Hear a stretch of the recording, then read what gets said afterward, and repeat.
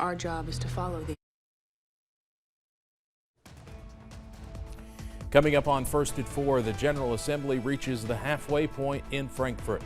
Plus, folks in one Eastern Kentucky county remember a man who held a circuit court clerk position for more than 4 decades. Plus, warm and windy weather continues with another round of showers moving in by tonight. The latest coming up as Mountain News First at 4 starts right now. Dedicated to Eastern and Southern Kentucky, this is WYMT Mountain News First at 4. Good afternoon, I'm Steve Hensley. First at 4, Kentucky lawmakers have reached the halfway point of this year's legislative session. So far, just 3 of hundreds of bills filed have become law, including one to lower the income tax. Legislative leaders say there is enough time to pass high-profile bills like sports betting and medical marijuana. Both passed the House, but have failed to get support in the Senate. But leaders say the tide is turning there. A Republican has filed a bill to allow limits on medical marijuana. Never thought I'd see the day where we're having this conversation, but here we are in 2023 with an issue that enjoys 85% approval among the public. And we're trying, well, there is an effort among some to see if we can come up with a narrowly constructed bill. There's already 2 Democrat-pushed bills dealing with sports betting that have not been called for a vote yet. A Republican-backed bill was being filed today. We'll have much more from Frankfort later tonight. One Eastern Kentucky county is mourning the loss of one of their own this week. Archie Michael Mays, also known to many as Mike, died on Thursday after battling multiple health issues. Mays was a Vietnam veteran, an active member of his community, and served as Owsley County Circuit Clerk for 45 years. He was a true role model, a true politician. He knew how to do it. I mean, he would, no matter if he knew their name or not, he would, pat him on the back and call him his buddy. I mean, he was a wonderful man. He was a great guy to the community. Mays' visitation will be held tonight in the Owsley County High School Gymnasium from 5 until 8 o'clock, with his funeral taking place on Thursday at the Boonville Funeral Home at 11. We'll have more on Mays' life and legacy tonight at 6. 40 students were involved in a school bus crash this morning in Lexington. The bus was heading to Crawford Middle School when it went into a ditch. The crash happened right before the intersection of New Circle and Liberty Roads. The students were picked up by another bus and brought to the middle school, where the superintendent and other officials spoke to parents about the crash. Officials say there are follow-up tests for the bus driver, and they will follow all district procedures and protocols while the situation is under investigation. Well, we just are so grateful that our drivers have the training and have all of those safety precautions in mind. The students are always their first priority.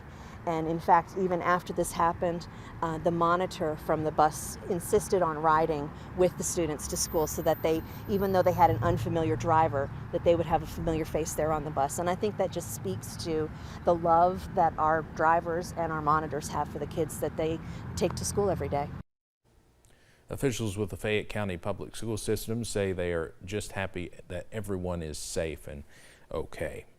Yesterday was a big change for UK athletics as the university began selling alcoholic beverages for the first time. It's part of a pilot program that involves only baseball and softball games, at least for now. The Southeastern Conference started permitting alcohol sales just a few years ago. Kentucky Athletics has chosen not to do so until now, and many fans believe the decision is a home run. I think it makes sense. I mean, this is an outdoor sport. I mean, I think having a beer in the outdoors when it turns nice and hot like it does in Kentucky, yeah, I think it'll be a good thing for all sports. UK Athletics says the decision to expand alcohol sales to football games will be made during the summer after they see how the sales go with the baseball and softball home games.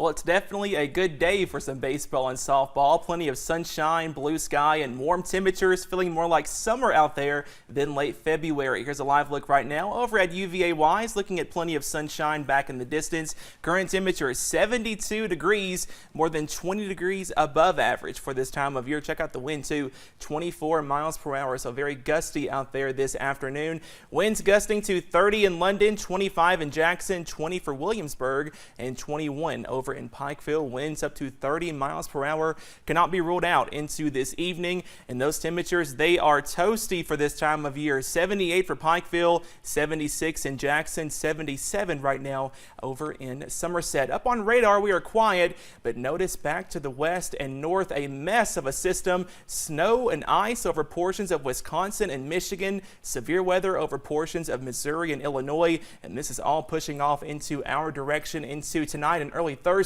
All those details coming up in just a little bit. Steve?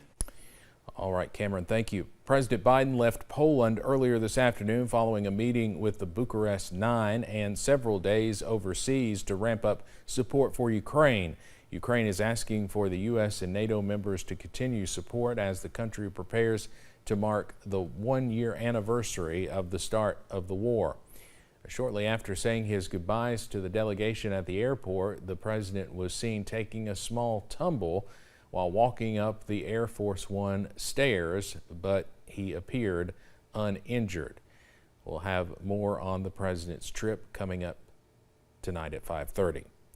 Former President Jimmy Carter remains at home receiving hospice care with his family around him. The news of his decline has sparked warm memories from the people who enjoyed his friendship. CBS's Mike Helgren reports from Plains, Georgia.